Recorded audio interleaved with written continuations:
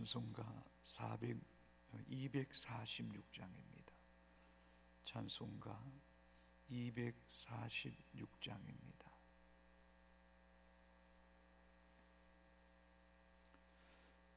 찬송가 246장입니다.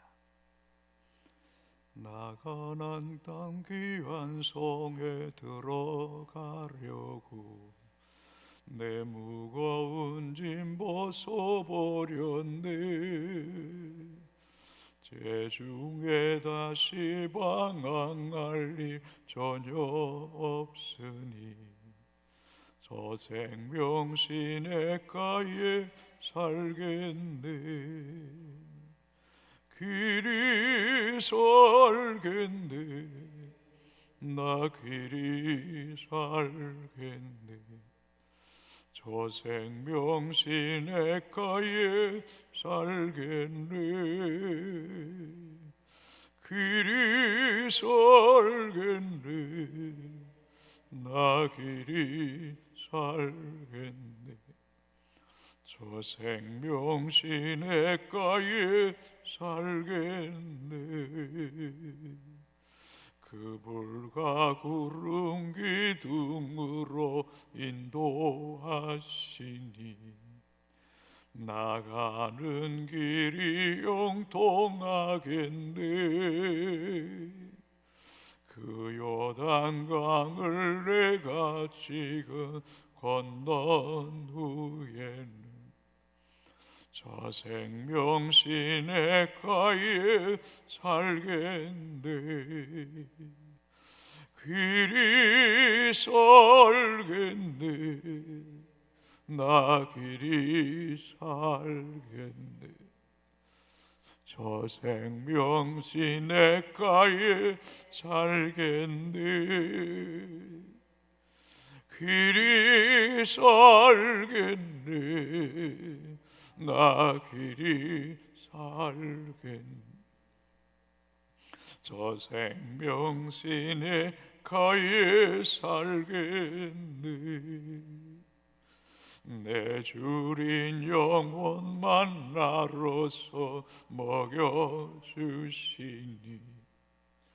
그 양식 내게 생명 되겠네. 이후로 생명 양식 주와 함께 먹으며 저 생명 시냇가에 살겠네. 길이 살겠네. 나 길이 살겠네. 저 생명 시냇가에 살겠네. 길이 살겠네. 나 길이 살겠네. 저 생명 시냇가에 살겠네. 길이 살겠네. 나 길이 저 생명 시냇가에 길이 살겠네. 나 길이 살겠네.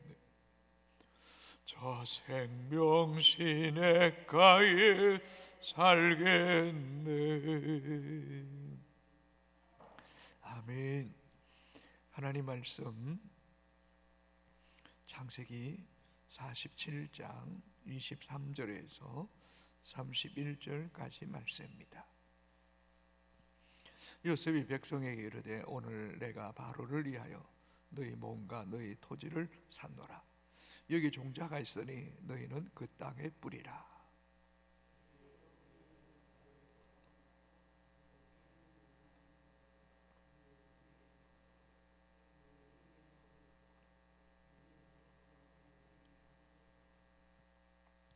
그들이 이르되 주께서 우리를 살리셔사오니 우리가 주께 은혜를 입고 바로의 종이 되겠나이다.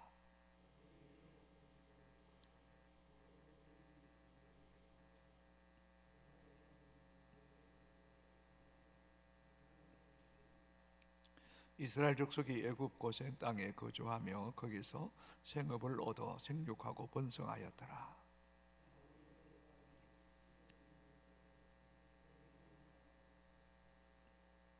이스라엘의 죽을 날이 가까우며 그의 아들 요셉을 불러 그에게 이르되 이제 내가 네게 은혜를 입었거든 청하노니 내 손을 내 허벅지 아래에 놓고 인애와 성실함으로 내게 행하여 애굽에 나를 장사하지 아니하도록 하라.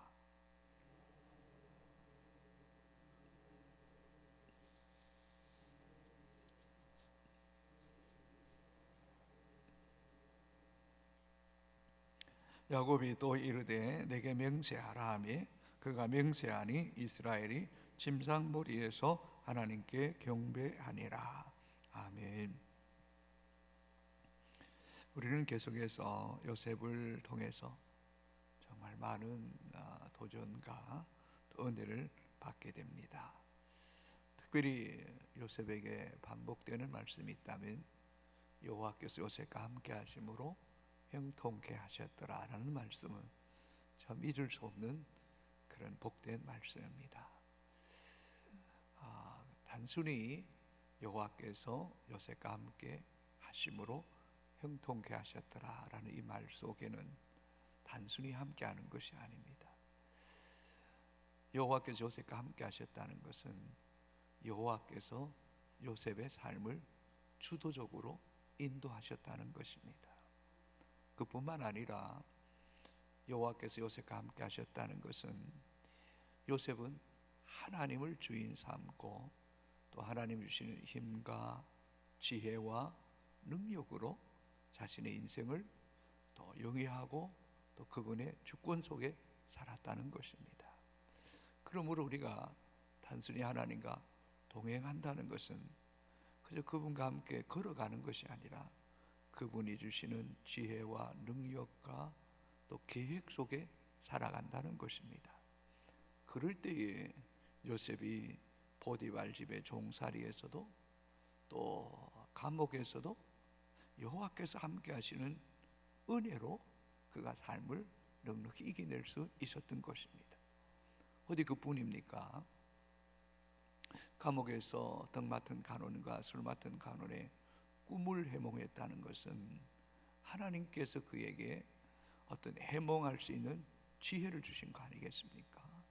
또 바로왕의 꿈을 해석한 그 일도 요셉이 한 것이 아니라 하나님이 내게 답하실 것이니라 라고 했던 그런 말씀들, 또 이런 풍년과 흉년 때에 특별한 이 경제정책 또 토지정책 갖가지 정책을 낼 수 있었던 것도 단순히 요셉이 한 것이 아니라 요셉과 함께 하시는 하나님의 지혜가 요셉에게 있었다는 것 아니겠습니까? 그러므로 우리가 여호와와 함께 한다는 것은 그분과 함께 동행하는 것, 단순히 동행하는 것이 아니라 그분이 주시는 힘과 지혜와 능력으로 함께하는 것이 진정한 하나님과 동행하는 사람인 줄로 믿습니다.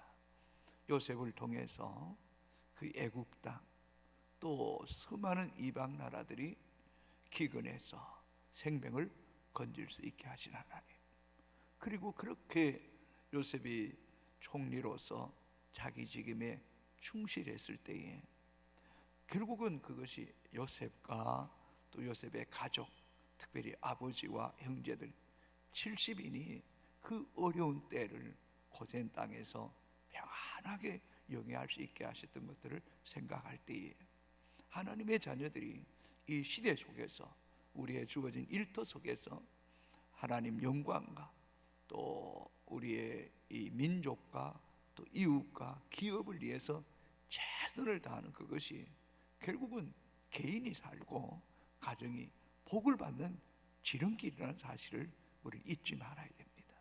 자기만을 생각하면 자신도 어려워지고 또 기업도 내 공동체도 어려워진다는 사실을 우리는 염두에 둬야 될 것입니다.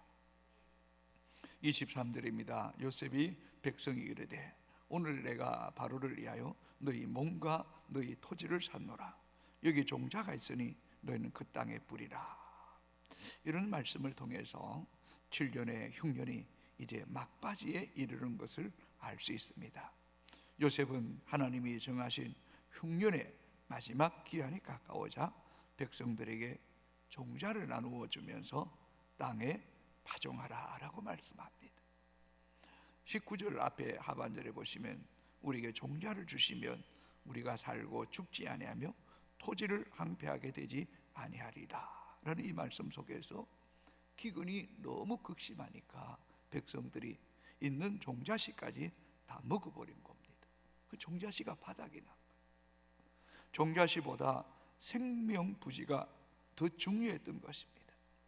당시의 기근의 심각성을 잘 말해주고 있습니다. 백성들도 아마 요셉이 바로의 꿈을 해몽했을 그 7년의 풍년과 또 7년의 흉년이 끝나면 이제 새로운 때가 다가온다는 사실을 알고 있었기에 이제는 7년의 흉년의 막바지 이르자 백성들도 종자를 나누어 달라고 요청했고, 또 이제 요셉은 백성에게 종자가 있으니 너희는 그 땅에 뿌리라 라고 말씀하고 있는 것입니다. 전 본문을 묵상해 볼 때에 심고 거둔다는 것, 이게 얼마나 큰 은혜요 복이냐는 겁니다. 사람이 죽으라고 일했는데 월급을 못 받고 그 돈을 띨 때 농사를 열심히 짓는데 가을에 태풍을 통해서 아무것도 거둘 것이 없을 때에 얼마나 끔찍한 일이겠습니까? 그러나 이제 7년의 흉년이 지나면서 파종하고 거둘 수 있는 은혜를 주셨다는 것입니다. 창세기 8장 22절에 땅이 있을 동안에는 심음과 거둠과 추위와 더위와 여름과 겨울과 낮과 밤이 쉬지 아니하리라. 땅이 있는 동안에 심음과 거둠이 있고 여름과 겨울과 낮과 밤이 쉬지 않게 된다. 이 또한 얼마나 감사합니다. 저와 여러분이 지금까지 수고하고 열심히 일한 그 대가를 받고 누리며 살아왔다는 것, 이게 여러분이 지금 생존하고 있는 근거입니다. 이게 하나님의 은혜입니다. 고린도후서 9장 6절에 이것이 곧 적게 심자는 적게 거두고 많이 심자는 많이 거둔다는 말이로다. 적게 심자는 적게 거둘 수밖에 없습니다. 그러나 많이 심을수록 많이 거두는 것, 하나님의 법칙입니다. 그러나 갈라디아서 6장 8절에 자기 육체를 위하여 심는 자는 육체로부터 썩어질 것을 거두고 성령을 위하여 심는 자는 성령으로부터 영생을 거두리라. 여러분, 육체를 위하여 심는 자는 마지막 때 가면 아무것도 없습니다. 썩어질 것들입니다. 그러나 성령을 위하여 심는 자는 영적인 것, 하나님 안에서 말씀으로 심는 자는 영생을 거두리라는 이 놀라운 진리를 우리는 잊지 말아야 됩니다. 어쩌면 우리가 믿음으로 산다고 말하면서 그 믿음도 육신을 위한 믿음이 아닌지 물어봐야 될 것입니다. 진짜 우리의 믿음은 영생을 위한 것이어야 될 때에 그것이 진정한 믿음의 사람인 줄로 믿습니다. 왜냐하면 우리는 땅에 속한 사람이 아니라 하늘에 속한 사람이고 우리의 시민권은 이미 하늘에 주어져 있기 때문인 줄로 믿습니다. 그래서 빌립보서 3장 20절에 우리의 시민권은 하늘 나라에 있다. 정말 하나님의 나라에서 길이 살겠네. 나 길이 살겠네. 우리 주님과 함께 영원히 살 것을 소망하는 믿음이 더 선명하고 더 분명해져야 될 줄로 믿습니다. 24절입니다. 추수의 5분의 1을 바로에게 상납하고 5분의 4는 너희가 가져서 토지의 종자로도 삼고 너희 양식으로도 삼고 너희 가족과 어린아이의 양식으로 또 삼으라. 요셉은 추수의 5분의 1을 바로에게 상납하라고 말합니다. 그리고 5분의 4는 종자로 삼고 양식으로 삼고 가족과 어린아이 양식으로 삼아라. 그래서 국가의 장래를 내다보며 또 백성들을 내다보면서 토지세를 적립하는데 수확의 20%만 세금으로 거두겠다는 것입니다. 요셉의 생각은 토지를 소유하지 못한 백성들을 배려한 정책입니다. 쉽게 이야기하면 자신의 땅이 아닙니다. 국고의 땅입니다.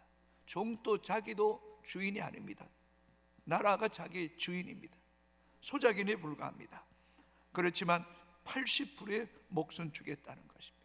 그러면 성경을 자세히 보시면 24절에 추수의 5분의 1입니다.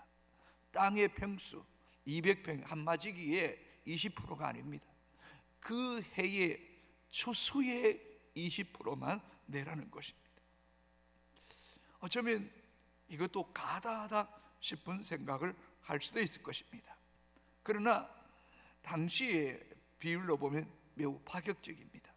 당시 바빌론 씨앗 구매 이자율은 40%였다고 합니다. 유대계 신존 엘레판틴 파피루스 문서에 의하면 이 종자시의 이율은 60%까지 기록되어 있습니다. 요셉이 제시한 토지세의 규정은 낮은 편이라는 것입니다. 요셉은 최대한 백성을 배려한 정책이라는 것입니다. 여러분, 우리나라에 지금 기업이 개인 사업자가 내야 될 세금의 퍼센트가 얼마인지 아십니까? 4,600만 원에서 8,800만 원 이하는 초과 금액의 24%의 세금을 내야 됩니다. 8,800만 원 초과와 1억 5천만 이하의 세금은 초과 금액의 35%를 내야 됩니다. 1억 5천만 원에서 초과 3억 원 이하는 최고 금액의 38% 세금을 내야 돼요. 38%. 3억 원에서 5억 원 이하는 초과 금액의 40%의 세금을 내야 됩니다. 10억의 초과 금액은 10억 원의 이윤을 냈으면 세금은 45%를 내야 됩니다. 그래서 기업하는 분들이 힘들다는 거. 기업의 이윤이 높을수록 세율이 뻥뻥 올라가니까. 쉽게 이야기하면 10억, 20억 정도 벌면 50%를 세금을 내야 된다. 그만큼 이 세율이 높은 반면에 요셉이 그 수확의 20%를 내라는 것은 백성들에게 엄청난 특혜를 준 것이라는 것. 자, 여러분 25절을 같이 한번 읽어볼까요? 그들이 이르되 주께서 우리를 살리셨사오니 우리가 주께 은혜를 입고 바로의 종이 되겠나이다. 감사하는 거예요. 우리를 살리셨다는 것, 생명을 지켜주는 길이라는 것. 그리고 주께서 당신이 우리의 주인이라, 우리가 주께 은혜를 입고 바로의 종이 되겠나이다. 이렇게 세금을 내게 한다면 우리가 살 것 같다는 겁니다. 희망이 있다는 것입니다. 이것이 미래에도 이 애굽 땅의 중요한 정책이 되었다는 것입니다. 26절입니다. 요셉이 애굽 토지법을 세우되 그 5분의 1이 바로에게 상납되나 제사장의 토지는 바로의 소유가 되지 아니하여 오늘날까지 이르니라. 오늘날까지 이른 요셉의 토지 정책이 계속해서 이어졌다. 큰 틀을 왔다는 것.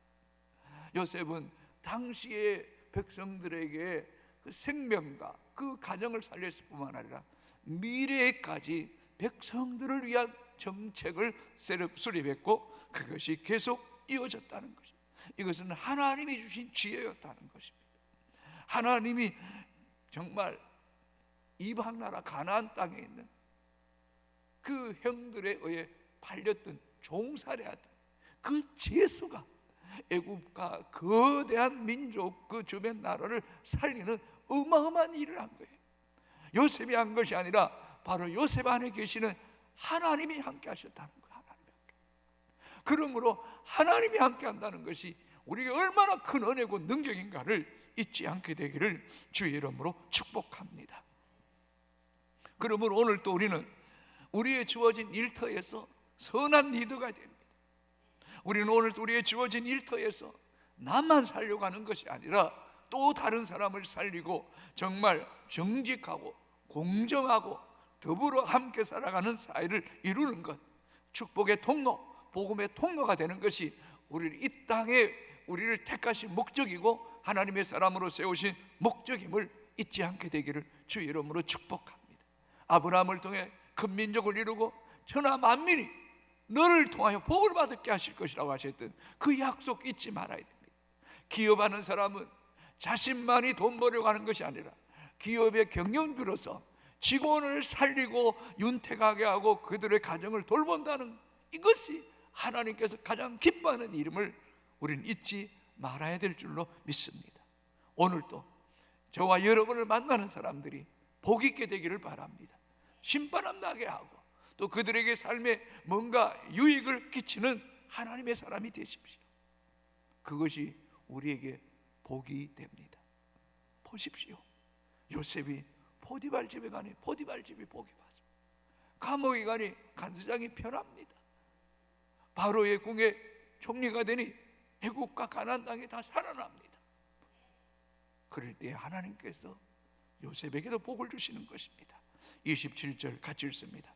이스라엘 족속이 애국 고센 땅에 거주하며 거기서 생업을 얻어 생육하고 번성하였더라. 할렐루야, 아멘.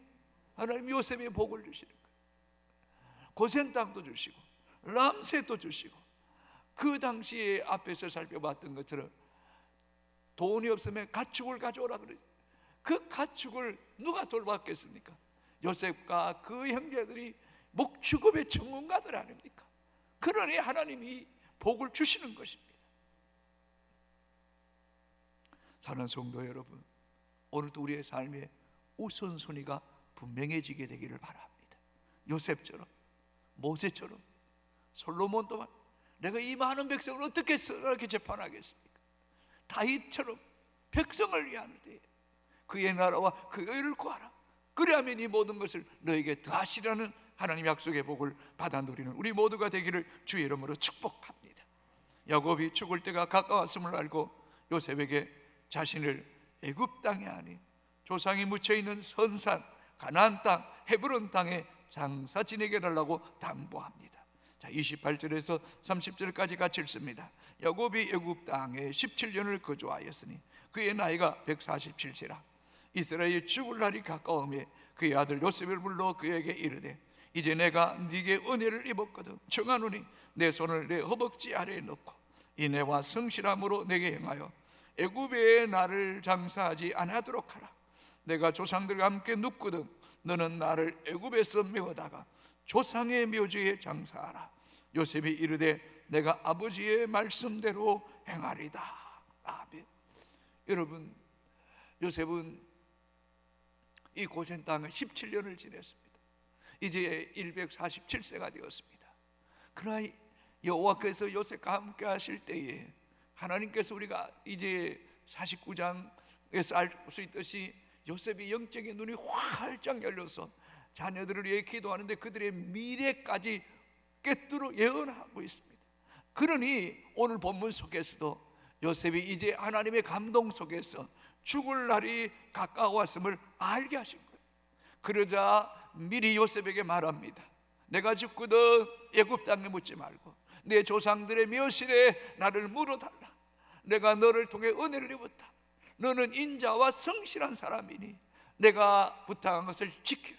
그러면서 아버지의 허벅지에 손을 넣고 약속합니다. 그리고 요셉도 고백합니다. 내가 아버지의 말씀대로 행하리다. 내가 지금 살고 있는 고센 땅이 아무리 넉넉하고 부족함이 없고 어쩌면 내 나이 130세 험악한 세월을 보냈다고 고백했던 요셉의 인생에 있어서 이 고센 땅의 17년은 정말 평안한 시간이에요. 행복한 시간이었어요. 자식을 잃었다가 죽었다고 생각했는데 그 요셉이 총리가 되었으니 또 형제들이 우애하고 그 자손이 번성하니 이 고센 땅에 거하는 시간은 정말 꿀과 같은 시간이에요. 인생에 있어서 가장 행복했던 시간입니다. 그러나 그는 기억합니다. 이 고센 땅에 영원히 머물 것은 아니라는 것입니다. 이 땅은 잠시 잠깐 있을 뿐이라는 것입니다. 앞에서도 말씀해 내 나그네 나그네라는 것입니다.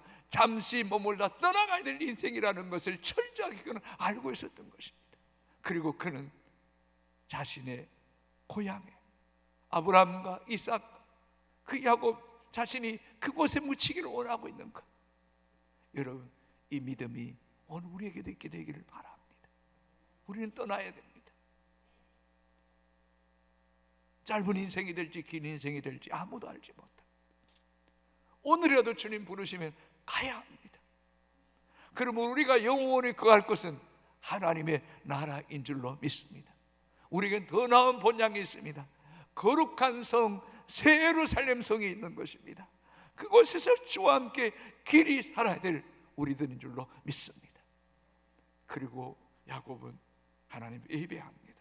31절 야곱이 또 이르되 내게 맹세하라 하며 그가 맹세하니 이스라엘이 침상머리에서 하나님께 경배하니라.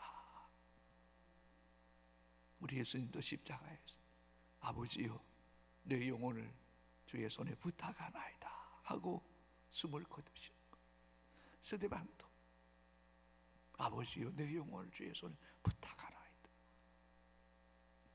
바울도 떠날 기약이 가까웠습니다.